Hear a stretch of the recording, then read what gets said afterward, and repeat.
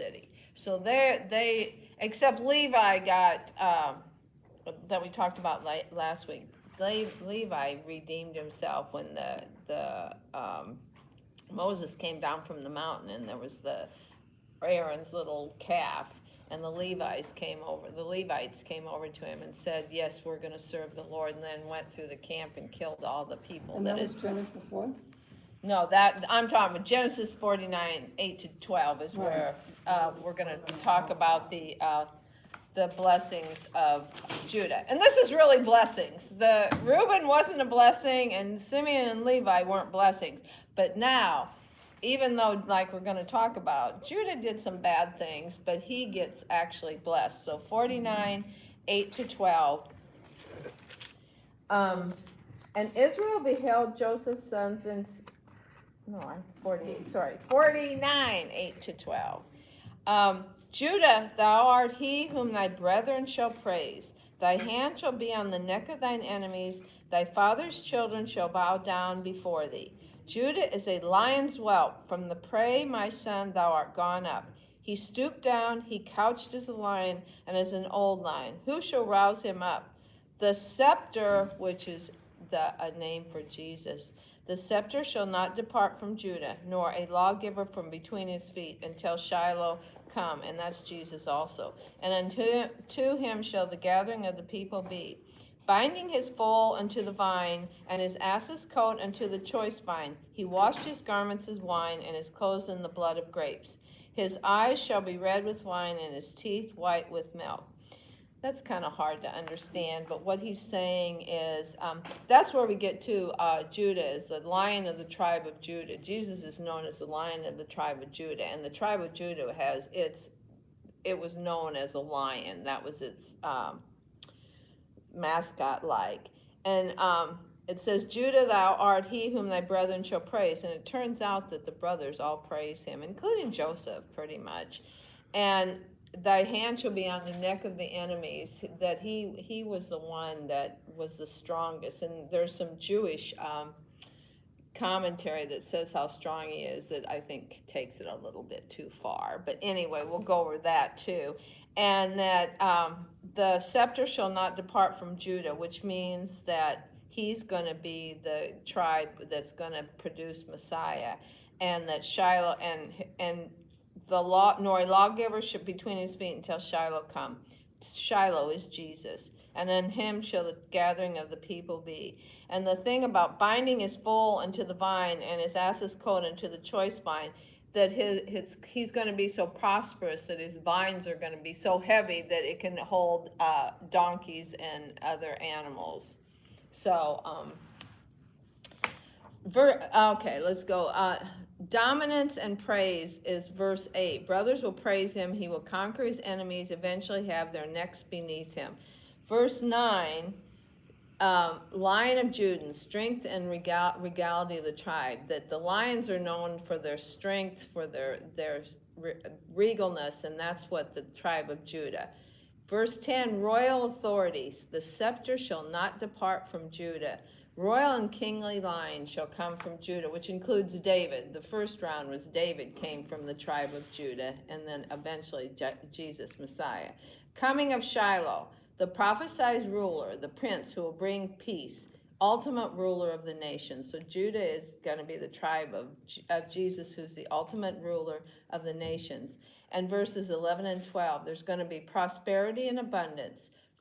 Future prosperous golden age for Judah's descendants. Fertile land, vines so strong they're enough to tie a donkey to, and plentiful wine. And also, it's interesting that David speaks of this in Psalm 78. Psalm 78. Hold on here.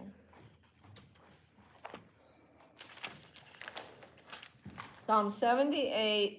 67 and 68. Psalm 78, 67 and 68. Psalm 78, 67 and 68. Moreover, he refused the tabernacle of Joseph and chose not the tribe of Ephraim, but chose the tribe of Judah, the Mount Zion, which he loved. Which is interesting because a lot of people are wondering why Joseph wasn't the one who became the tribe. Well, he didn't have a tribe, actually. It was split between Ephraim and Manasseh. But that no, they didn't become the tribe of Messiah. It was Judah. And basically, as I went through all the reading and the commentary, it was because Judah did bad things, but he turned himself around and became a different person. And it all happened after the deal with Tamar, which we'll talk about.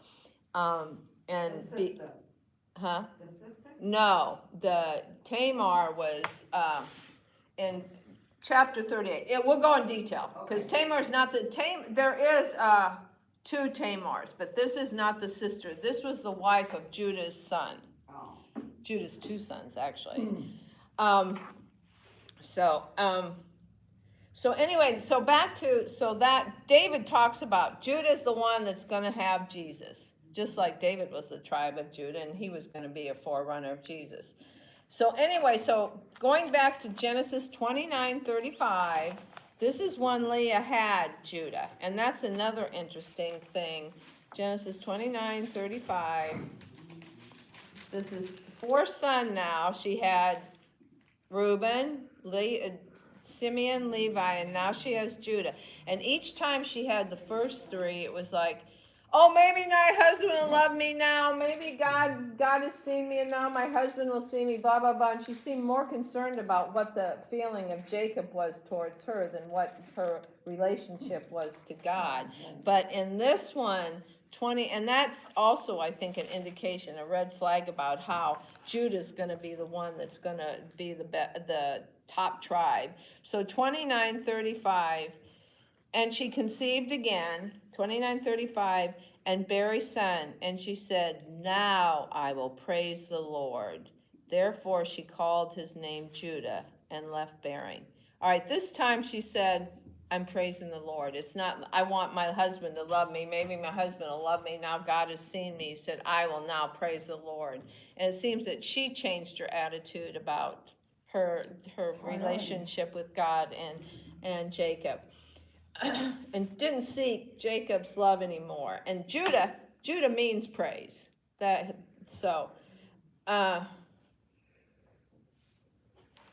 right, so then in Genesis, now we have, the boys are growing up, and it's a very dysfunctional household. There's constant bickering, and the four wives are always looking for Jacob's favor, which I just think Jacob was such a, when Rachel offered Bilhah, why didn't he say, no, I have two wives and this is enough trauma going on in this house? But no, and then after that, then Leah offered Zilpah. No, I have three, it's enough. But no, he just kept having kids, and I didn't see it anywhere in the Bible, but the commentaries said that the concubines, Dan and Naphtali and them, were taken as lesser than the real wives, or the first wives' children. They were seen, because they were concubines' children, they were seen as second class. But I didn't see that, in the Bible. You got to be careful when you read these commentaries, because some of them are so far off. Right, wrong information. And I think it was just Joseph and Benjamin that were the favored ones. The rest were all kind of second class, no matter what. And that, and in my opinion, that was Jacob's problem, and that was why there was so much problems in their family, because of his favoritism towards Rachel and Rachel's children. He could have been a little bit more, but we all sin and fall short of the glory of God. So now we have the boys go out. I guess Joseph gets to stay home and strut around in his many-colored coats and didn't have to do much anything. And the other 9 get to go out and take care of the flocks and stuff, which also probably made him really angry. We work, he gets to stay home and do nothing and, be flaunted on by everybody. But Jacob would send him out and to check on him. And he'd come back and rat him out. So more trauma between, hate towards Joseph, and then the whole dreams about you're going to bow down to me. And so the brothers weren't real happy with Joseph. And I don't know if Joseph felt this or he was just so, Oblivious. high on the hog. Who cares? I'm going to do what I'm going to do. So this time, in Genesis 37:12, the boys have gone to Shechem, which is another interesting thing. What are they doing at Shechem? Where we've had the incident where the Levi and Simeon killed all the men of Shechem. And now they're going back to Shechem, what, to flaunt it? Although there's nobody there. Who knows? Because they took the women and children and everything. But isn't that where the guy took Diana? Yeah, and Shechem, where they killed everybody. Right. Yeah. But why did they go there again? I'm sure probably people went back because it was still a city. But Right. who knows? But why did they go there? So, okay, so 37:12, it says, and his brethren went to feed their father's flock in Shechem. And then, so Jacob sends Joseph out to go check on the brothers. And so in verse 19 of the same 37, and they said one to another, and when they saw him, verse 18, because when he was at Shechem, back up. When Joseph was at Shechem, he couldn't find him. So he talked to the men that were around there, and they said, do you know where my brothers are? And they said that they went to Dothan. So he said, okay, I'll move on to Dothan. And when we talked about this last week, we're talking about that's 50 to 60 miles. This wasn't a short little hike here. And he said, I seek my brethren. Tell me, I pray thee, where they feed their flocks. And the man said, they are departed hence. For I heard them say, let us go to Dothan. And Joseph went after his brethren and found them in Dothan. Isn't it amazing how the communication with these people? They must have been a bunch of gossips. How did the men know where they were going to Dothan? No, worse gossips than women. I know. And that's always been true. And when they saw, okay, so he's going to Dothan, and when the brothers saw him far off, even before he came near unto them, they conspired against him to slay him. And they said one to another, behold, this dreamer cometh. Come now, therefore, and let us slay him, and cast him into some pit. And we will say, some evil beast hath devoured him, and we shall see what will become of his dreams. And Reuben heard it, and he delivered him out of their hands, and said, let us not kill him. And Reuben said unto them, shed no blood. And Reuben says, throw him into the pit. And then Reuben's plan was to, after they'd gone off, to get him out of the pit and take him back to Jacob. Well, then he left. Why would he leave when you know the brothers are conspiring against him? Why wouldn't you make sure you watched over him? Well, he did. And it came to pass, when Joseph was come into his brethren, that they stripped Joseph out of his coat of many colors that was on him. And they took him and cast him into a pit, and the pit was empty. There was no water in it. And they sat down to eat bread, and he lifted up their eyes. And he's screaming and saying, let me out, and they're eating away. They're having lunch. They were very callous, but they'd been so maltreated, and that's not an excuse for it, but still. And they sat down to eat bread, and they lifted up their eyes and looked, and behold, a company of Ishmaelites came from Gilead and with balm, bearing spicery and balm and myrrh, going to carry it down to Egypt. And Judah said unto his brethren, what profit is if we slay our brother and conceal his blood? Come, let us sell him to the Ishmaelites, and let not our hand be upon him, for he is our brother and our flesh, and his brethren were content. All right, so it is now Judah's first round of what he's doing wrong. He's saying, although some of the commentators said he saved his life because he said, selling it. So it's better to sell him into slavery. Maybe we should have asked Joseph, do you want to be dead or sold into slavery? Right. And he said, but he did say, some of them made a big deal about it. What profits we slay our brother? That he did say, this is our brother, our flesh and blood. Come, let us sell him, for he is our brother and our flesh. So I don't know if that was just to get the guys to agree. And at this point, too, we see Judah's kind of becoming the leader of the pack. Because Reuben's gone somewhere, who knows? And Simeon and Levi, who knows what, they're probably in Shechem trying to do something. And now Judah has become kind of the leader. Then there passed by Midianites, and they got Joseph and took him to Egypt. All right, so now the first round that he took, and then they took the coat back and lied to Joseph in verses 31 through 35. And they took Joseph's coat, same 37, 31 to 35. And they took Joseph's coat and killed a kid of the goats and dipped the coat in the blood. And they sent the coat of many colors, and they brought it to his father and said, "This have we found. Know now whether it be their sons' coats or no." They all deceived him. Judah deceived him. Reuben deceived him. Nobody. And some of the commentaries said if Judah had really been the leader, he would have said, "We're not selling him. We're taking him back to dad." But I'm not sure that's the way he felt. That, he was as mad about, I think, what was going on as the rest of them. And that I think those commentaries were kind of giving Judah better what was going on than what really was. And he knew it, and Jacob knew it, and he said, "It is my son's coat. An evil beast hath devoured him. Joseph is without doubt rent in pieces."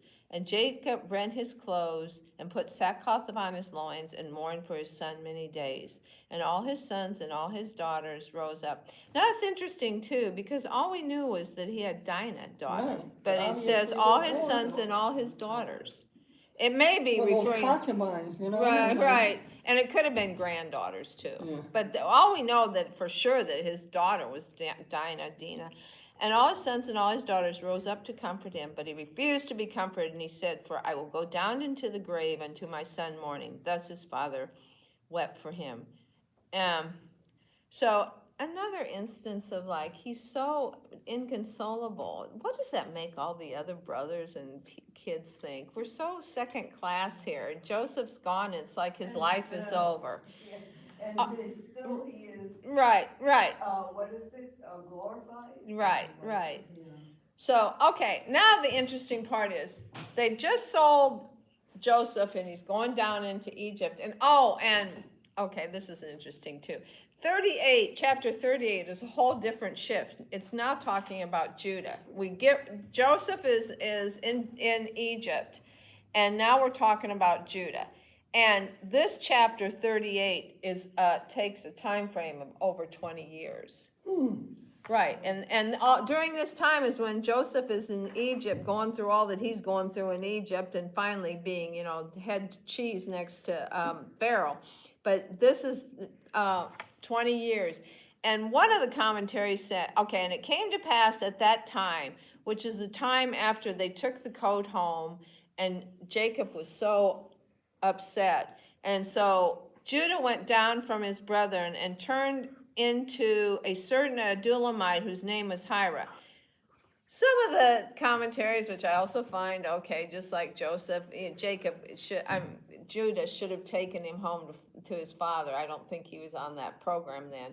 They also said that maybe the reason he went down, because down was on the way to Egypt, that he was going after to see if he could retrieve Joseph. I don't think so. I think the reason he's now in Canaan. He's gone, well, they're all in Canaan, but he's gone to more Canaanite part of Canaan. And I think there was reasons that were given that either he couldn't stand the guilt of what he was the one that said to sell Joseph, or because he couldn't stand the grief of his father. It was just too much for him. So he figured, and this is really bad, because from Abraham on down, God kept saying, don't intermarry with the Canaanites. Abraham sent Eleazar to get a son for Isaac, and Isaac and Rebekah were really upset when Esau married Canaanites, and that's why they sent, why Jacob ran to Laban after what he'd done with Esau, but so he wouldn't marry Canaanites. And now we're just going into the Canaanite land, and the Canaanites were so pagan, and they're, burning babies and just everything, just, the cult prostitutes, which becomes a big thing in this.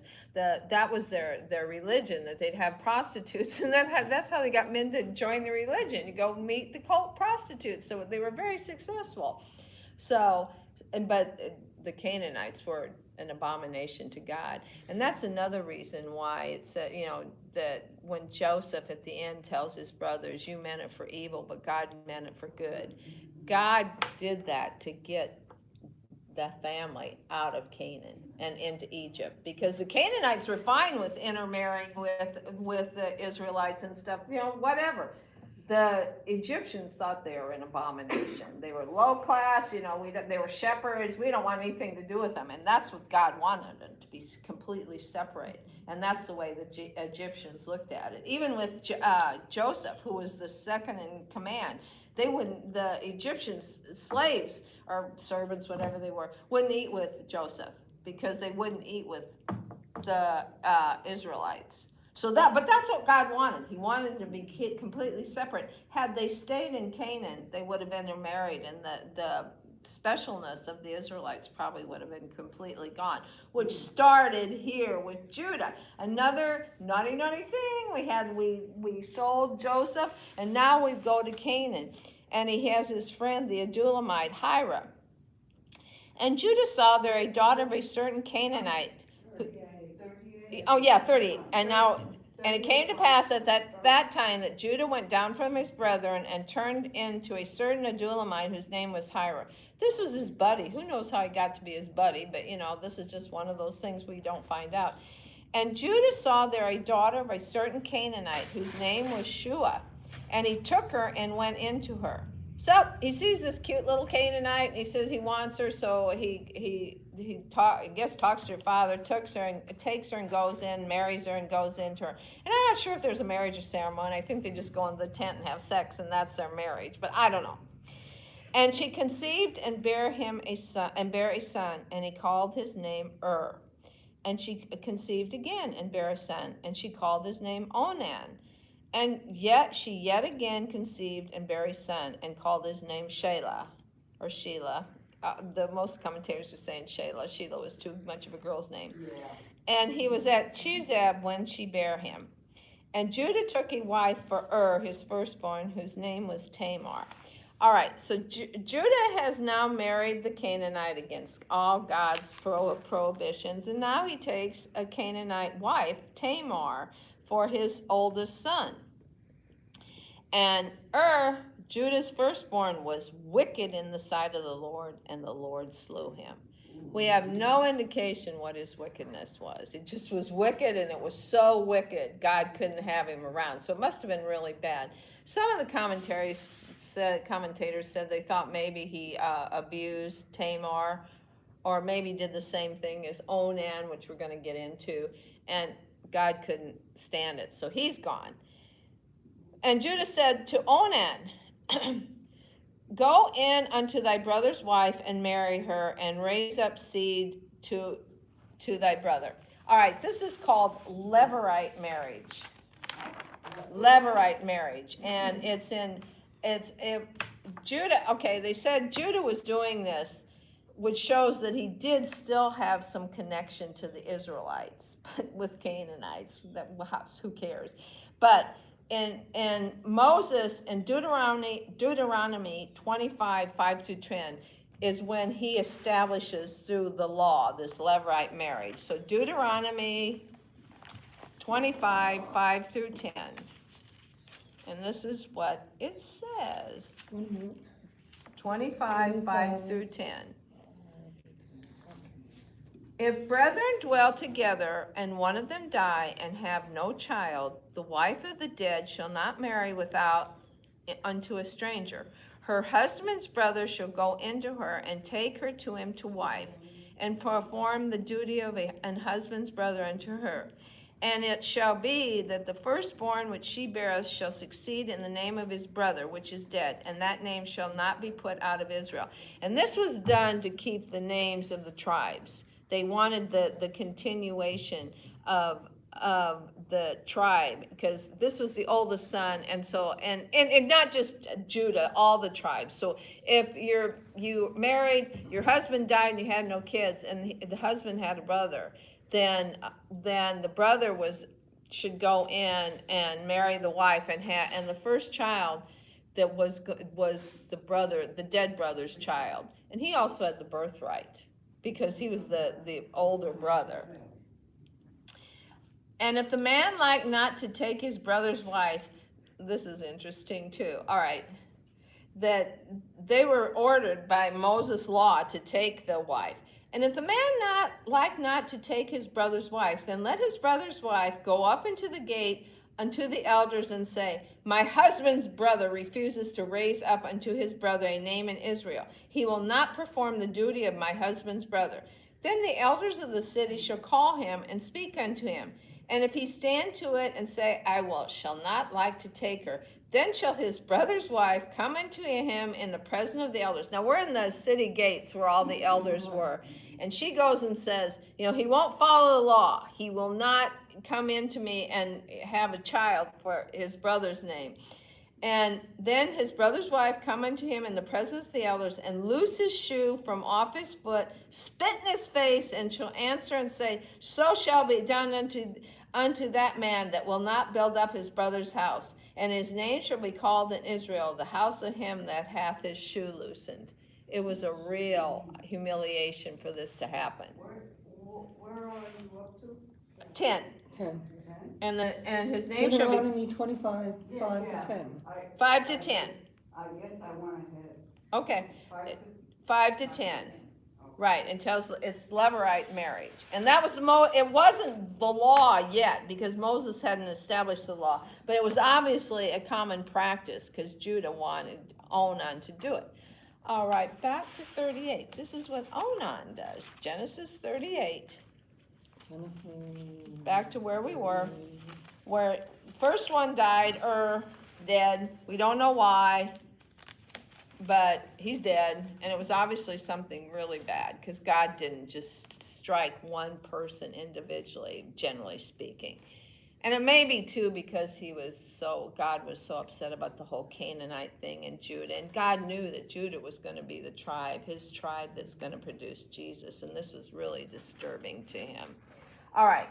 So now, and Judah's firstborn, was wicked in the sight of the Lord, and the Lord slew him. Now 38:8. And Judah said unto Onan, go into thy brother's wife and marry her, and raise up seed to thy brother. And Onan knew that the seed should not be his, and it came to pass when he went in to his brother's wife that he spilled it on the ground, lest he should give seed to his brother. All right, so that he would go in, he'd have sex with her all the time, but he would not spill the seed on the ground. And it's interesting too, a lot of the commentaries say that some of people use this to say that, you should have no form of birth control. The Catholics mostly, that this is proven that there should be no birth control. And some other said, it was talking about masturbation. I thought, this is really taking it far out. But a lot, it's, more than one. That's not what was going on. He just didn't want it. He knew that if she had a child by him, it wouldn't be his child. It would be Er's child, and would be the birthright. The child would be the birthright. What he did wrong was not the seed so much, but disobeyed God. Yeah, right. Yes. But wouldn't that be considered incest? You mean no, not because it was. They wanted to keep. What happens next is probably considered incest, but they wanted to keep, the name of the man, and that was how they did it. And God allowed it. I mean, yeah, it should be called incest but although would it be incest because it's not your family.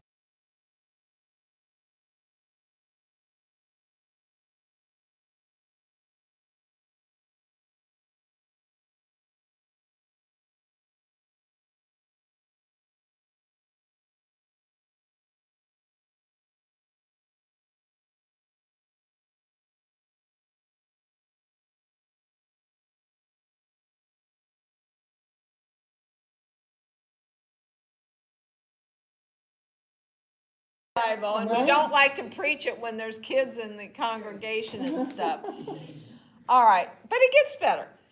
And all right, so he's doing this, and verse 10, and the thing which he did displeased the Lord, wherefore he slew him also. So did son number 2. Did. And then said Judah to Tamar his daughter-in-law, remain a widow in thy father's house till Shelah my son be grown. For he said, lest peradventure he die also, as his brethren did. And Tamar went and dwelt in her father's house.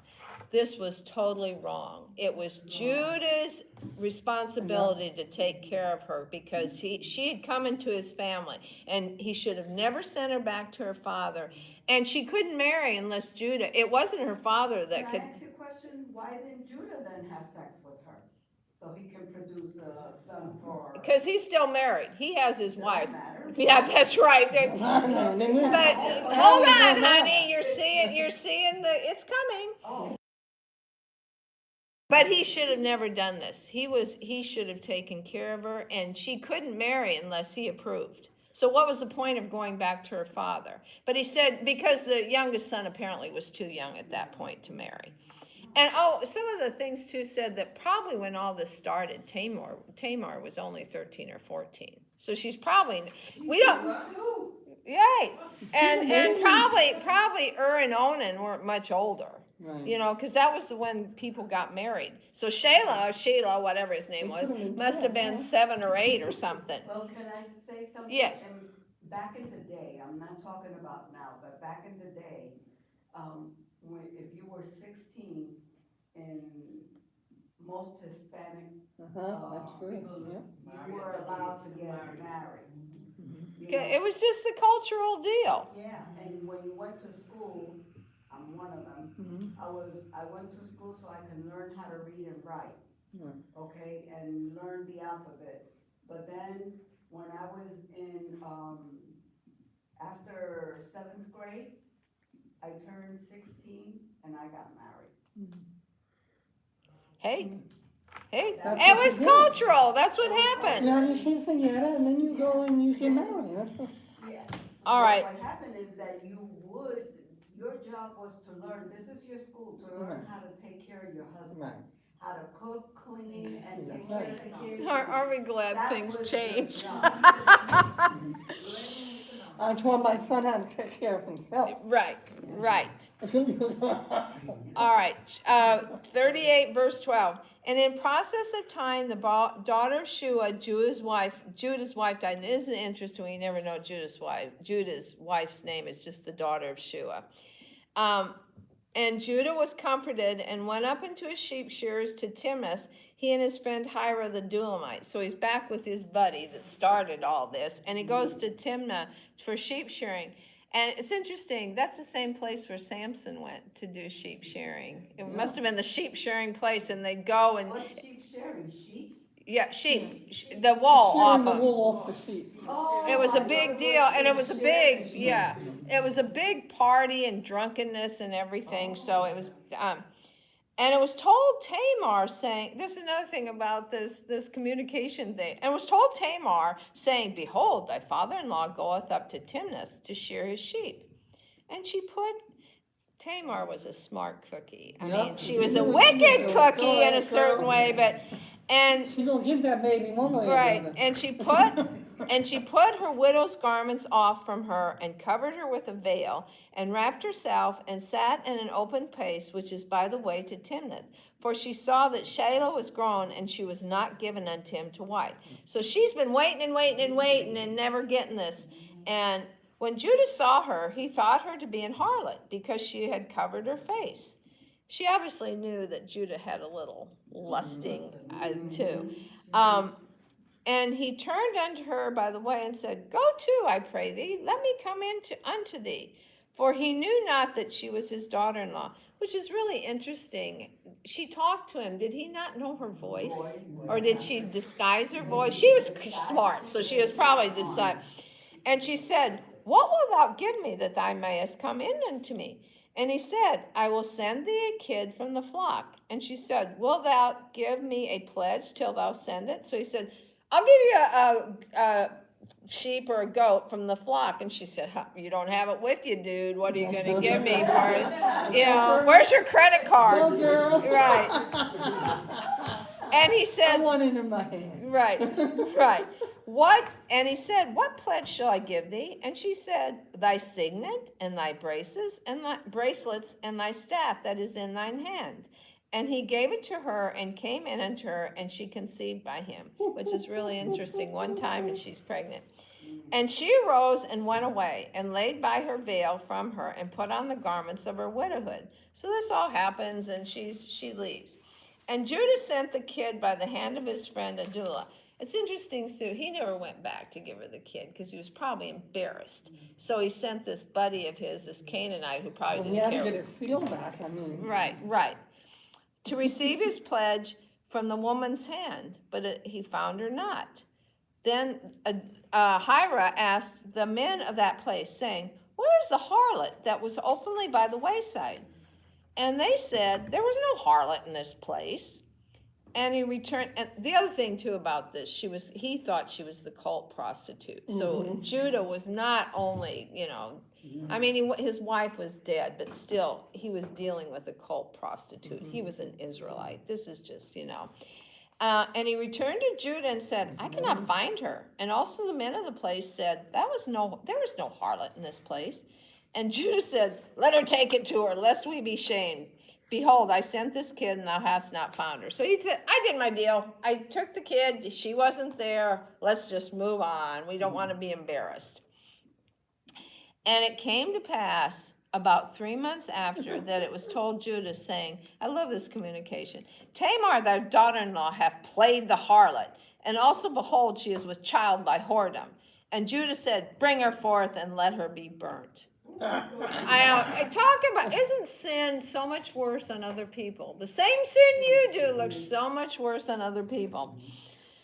When she was, now, smart cookie though, when she was brought forth, she sent to her father-in-law, saying, by the man whose these are, am I with child? And she said, discern, I pray thee, who are these? The signet, the bracelets, and the staff. And Judah acknowledged, and she didn't go in front of everybody and say, show them up, and I'm pregnant by whoever, because they would have known it, because the staff and the signet and stuff were it was the signet you put on to show your signature if you bought something. So it was very, to him. And Judah acknowledged them and said, she has been more righteous than I, because I gave her not to Shelah my son, and he knew her again no more. All right, so he could have said, he was the big cheese here. He could have said, you're lying. You stole those things from her. I have nothing to do with you. But this is the beginning of the turning of how Judah becomes the person that's now going to be the tribe of Judah, have Jesus in his thing. And he did, and the other thing is, he was repentant, because at that point, he could have gone back and had sex with her over and over again, because, whatever. But he didn't. He never knew her again. And it came to pass in the time of her travail that, behold, twins were in her womb. I know, another set of twins. Twins are big here. And it came to pass when she travailed that the one put out his hand, and the midwife took and bound upon his hand a scarlet thread, saying, this came out first. And it came to pass, as he drew back his hand, that, behold, his brother came out, and she said, how hast thou broken forth? This breach be upon thee. Therefore his name was called Pharez, and that means breach. And afterwards came out his brother that had the scarlet thread upon his hand, and his name was Zerah. So, all right, these are the twins, and now Perez, because he came out first, is going to be who Jesus comes through. And also, it's interesting to, Can I ask you a question? Yes. About, why he didn't want her anymore if she was gonna have his kids, why? Because he knew it was wrong. Everything he'd done was wrong. He should have never been with her. And he should have supplied the son. Right, he should have given the son, and twice. so it would have been unholy probably, because he'd already had sex with her and they had kids, and it's interesting Don't too. compound the sin. Yeah. He now goes back to his family. And I don't know what I guess Tamar stays there with the two kids. You don't know anymore, except later on, and I have it somewhere here, that it tells Shelah did get married and with somebody else, obviously. And I don't know if it was Canaanite or what, but it tells who, I'll come upon it, who the sons of Judah were. And it's a good question. Why didn't he just, bring her to Jacob's house? Because he's now, but it doesn't seem, he just went back and must have gone back alone. Unless So he brought, he never integrated with his own kids, because those were his kids. right. Well, who knows? We don't know. Because they became, the tribe from his tribe. So, but it doesn't tell us that, I have a question. Yes. So when he never went back with her, was he then on the road to repentance? Yes, that, everybody said that was an indication that he's now, from that point forward, the things that he's doing Well, are, by what he said she is more righteous than I. right, So that started his turn. right, and plus, He like, acknowledged he was wrong. right, and being the difference in of their statuses, he could have said she's lying, and had her burned anyway. Yeah. Because who was gonna stop him? So, yes. Then the second round of when so he's back with his family. This is now the time where there's the famine and they need food. So the brothers go down to Egypt, and Joseph recognizes them immediately, but they don't recognize him because he's all the getup. I've seen movies where he has, all this eye makeup and stuff. I can understand why they didn't, and so he gives them food.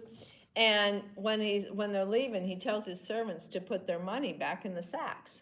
So they get home and they find the money and they're just flipped out. And Jacob goes, "What are we going to do? What are we going to do?" And he said, "What can we do?" So they use up their food, and the famine's still going on, and they need to go back and get more food. And Joseph had told them the first time they were there, "Don't come back without your youngest brother." Because he'd asked him, he knew everything, but he'd asked him about, yes, we have a younger brother, but he can't come because our father, he loves him. No, that, our father loves him and he'll die if he goes. The rest of us are just kind of, So, anyway. That was Benjamin, right? Right. So they have no food, although they sent stuff with him, like we talked about the last time, that they sent olives and stuff, so they did have some things to eat. So they have to get food, and first Reuben that we talked about, when we talked about Reuben, goes up and said, I'll take care of Benjamin, and if something happens to Benjamin, you can kill my 2 sons. But everybody says, what good would that do? Your 2 sons, your sons are dead, and now you're going to kill your 2 grandsons? I don't think so. But Reuben. Anyway, but then Judah went up to him, and Judah said to him, I will take responsibility for Benjamin. And if anything happens to Benjamin, I'll be responsible for the rest of my life, which really wouldn't help you, you'd think. He's still going to be gone. But Jacob believed Judah. Another indication, that Judah had more standing in his family. And so he said, fine, you can go. That Benjamin can go with you, and you're going to be responsible for it. All right, and then when they go down to Egypt, and they get their food, give them the money, and gave them the rest of the money that they hadn't given before, they'd gotten back before, gave Joseph all the money, get the food, and Simeon gets released, because remember, Simeon had been taken captive when the first round, until they brought Benjamin back. So now, and so they all go, and they just get out of town, and Joseph's servants show up and say, somebody stole my silver. It's Joseph's silver cup. And so they said, no, we didn't. You can go through our bags. They go through the bags, find all the money, and Benjamin has the silver cup. And they're just freaked out. And at that point, they don't really know. Maybe Benjamin did take the silver cup. How do they know one way or the other? But they go back to Joseph, and From a spoiled brat. right. Maybe he wanted, his. So in Genesis 44 is the longest, one of the longest and most important talks because Judah gives to try and get him to replace Benjamin. So 44, let me get started, 16. 16. Okay, yeah, 16. And Judah said, this is after they come back and they said, okay, go back to 12, Genesis 44:12. And he searched and began at the eldest and left at the youngest, and the cup was found in Benjamin's sack. Then they all rent their clothes and laded every man his ass and returned to the city. So the boys had all changed. They're all now upset, renting their clothes, and they could have just left and said, well, good luck, Benjamin, you stole the cup, we're out of here, we don't want to be. But no, they've all changed. And they all go back into the city. And Judah and his brethren came to Joseph's house, for he was yet there, and they fell before him on the ground. And this was an indication that, and Judah and his brethren, that Judah is now the head. That Judah, it doesn't say Reuben and his brethren, it says Judah and his brethren. But at this point, Reuben hadn't Done much of anything. done anything or took responsibility for his actions. And Joseph said unto them, what deed is it that ye have done? Wot ye not that such a man as I certainly could divine? I don't understand why he's saying that. I guess know that they'd taken it. And Judah said, what shall we say unto my Lord? What shall we speak? Or how shall we clear ourselves? God hath found out the iniquity of our servants. Behold, we are my Lord's servants, both we and he also with whom the cup is found. And he said, God forbid that I should do this, but the man in whose hand the cup is found, he shall be my servant. And as for you, get up in peace and go unto your father. So Joseph's saying, I'm just keeping Benjamin.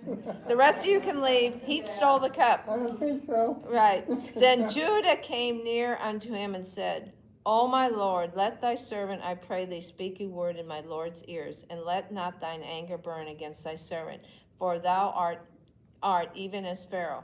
My Lord asked his servants, saying, have ye a father or a brother? And we said unto my Lord, we have a father, an old man, and a child of his old age, a little one, and his brother is dead, and he alone is left of his mother, and his father loveth him. That must have been hard to say, too. Really hard to say. Doesn't love us much, but he loves him. And thou saidst unto thy servants, bring him down unto me, and that I may set mine eyes upon him.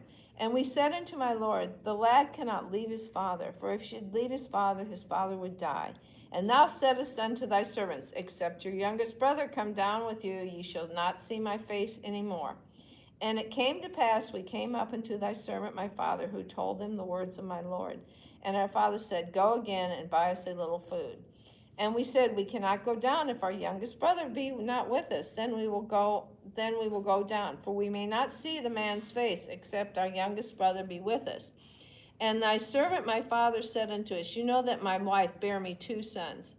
How about the other 8? But anyway, or the other 10. And the one went out with me, and I said, surely he is torn in pieces, and I saw him not since. And if ye take this also from me, and mischief befall him, ye shall bring down my gray hairs with sorrow to the grave. Now therefore, when I come to thy servant my father, and the lad be not with us, seeing that his life is bound up in the lad's life, it shall come to pass, when he seeth the lad is not with us, that he shall die, and thy servant shall bring down the gray hairs of thy servant our father with sorrow to the grave. For thy servant became surety for the lad unto my father, saying, if I bring him not unto thee, then I shall bear the blame to my father forever. Now therefore I pray thee, let thy servant abide instead of the lad, a bondman to my Lord, and let the lad go up with his brethren. For how shall I go up to my father, and the lad be not with me? Lest peradventure I see the evil that should come on my father.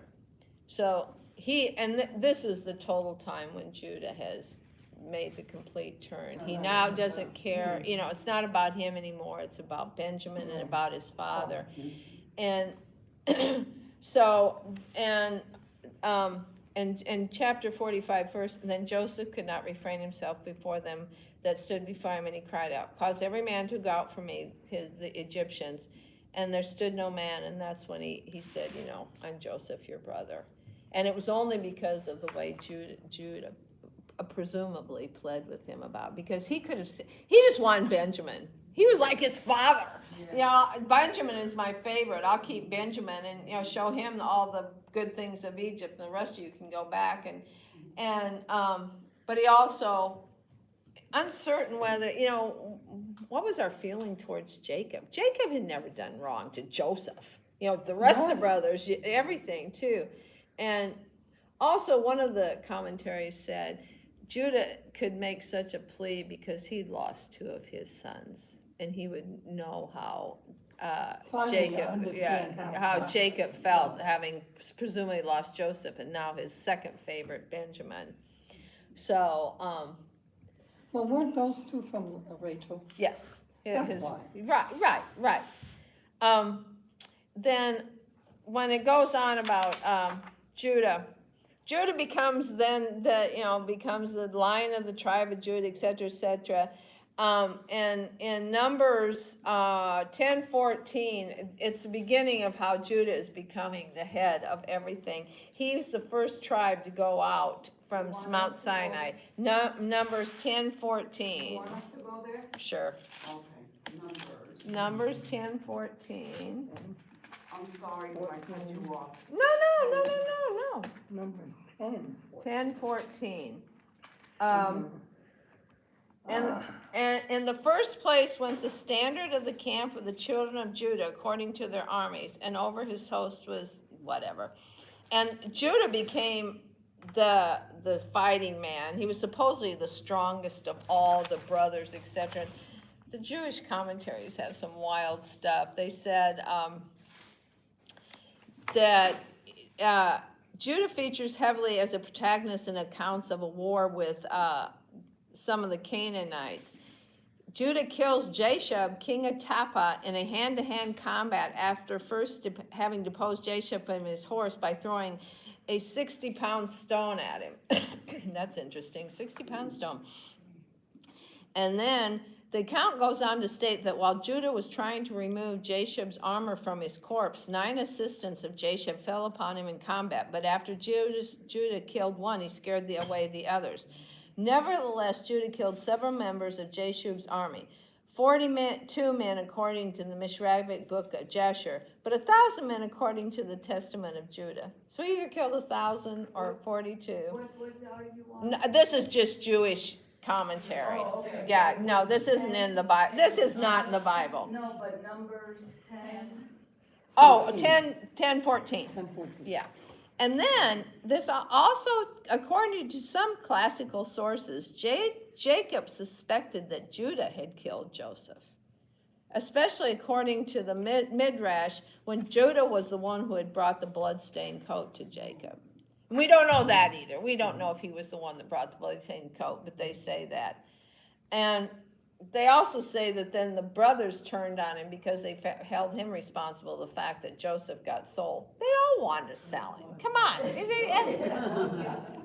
Right. They were all guilty. And more Jewish commentary. Before his death, Judah told his children about his bravery and heroism in the wars against the kings of Canaan and the family of Esau. So supposedly he fought the family of Esau, who was pagan, and also confessed his shortcomings caused by wine that led him astray in his relationship with Bathsheba and Tamar. I don't know who Bathsheba is. That's new. Judah admonished his sons not to love gold and not to look upon the beauty of women, for through these things the son of Judah will fall into misery. In his last words, he reminded them to observe the whole law of the Lord. Okay. And also from the time, the beginning at Mount Sinai, in Judges 1, 1 and 2, when they're going into the promised land. Judges 1 and 2. And this is also the continuation how now Judah is the chief guy. Now after the death of Joshua, it came to pass that the children of Israel asked the Lord, saying, who shall go up for us against the Canaanites first to fight against them? And the Lord said, Judah shall go up. Behold, I have delivered the land into his hand. Another indication, Judah is the dude. So, Judah is redeemed. Right, totally redeemed. So it's Judges 1. Judges 1 and 2. Okay. And pretty much that's the story of Judah. And also, I forgot to tell you last week too about Simeon. He was redeemed. Simeon was presumably somewhat redeemed too, because he's named in Revelation as part of the 144,000. You mentioned that. Huh? You did mention that. Yeah, oh, I did, okay. Yeah. So, I know. and also, of course, Judah is, because Judah's the one, the deal. So, anyway, so the kind of the lesson is this: anybody can be redeemed. You can, David, because David followed kind of the same pattern, But and, isn't that what the whole concept of God and Right, Jesus right. is that you can atone, you can be forgiven, no matter what you've done. as long as you repent As and you ask. truly repent. Right, and in your ask for heart. forgiveness. In your And it mind. was all indication that Judah really did, and it was all, and another thing about this, that I listened to a lot of sermons and commentaries about Tamar, and some of them got kind of woke, I thought, that she was such a brave woman, blah, blah, blah, blah, blah, and, she turned everything, she was wicked. That was, she was, she was, yes, she was wronged, but you don't go out and play a cult prostitute, There was one guy, And you know why they think that way? Because they're men. one guy though, one of them said, Judah was wicked, Tamar was wicked, that was a whole wicked deal, but it came out Personally, I okay. thought she was pretty smart. Yes, and then Okay. she planned that. If he didn't turn around, she had proof for the elders. Right, You're not right. gonna burn me. He was with me. But he still based upon the inequitable between men and women and stuff, he could have, had her burned even with all the stuff. She stole it. She came to my house and stole it, So, but that was the fact that he turned around and that God could then use him. Because a lot of That's things, awesome. like I said that everybody thought Joseph should be the one. Because Joseph and Daniel are the only two people in the Bible that nothing bad said about. Not that they never sinned, because we all sin and fall short of God, but they've never, sinned. David was a big sinner, Judah was a big sinner, but Daniel and, so. But you know what, David, I think David was the, Man after God's own heart. yeah, thank you. David's one of the people I want to talk to in heaven. David and Because I Paul. actually do write everything down. And, I want to, the wife of David that married to Nabob. Who was that? I can't think of her name now. That I think she was the one that too, they had a son that apparently died, because he would have been the oldest son instead of. I would like to talk to Bathsheba. Yeah, what was the real story? Were you raped or did you give in because he was a king and cute? You were married and. Right. Well, let me tell you something. First of all, she's on the roof taking a bath naked. Yeah. Now, are you looking for trouble or what? Well, that might have been the way they did it,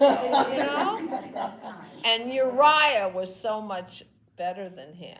He wouldn't, he'd go have sex with your wife to try and so it'll look like it's your kid. And no, I can't leave my men who fighting and do that. I would have loved to have a man like that, for a husband, or him be my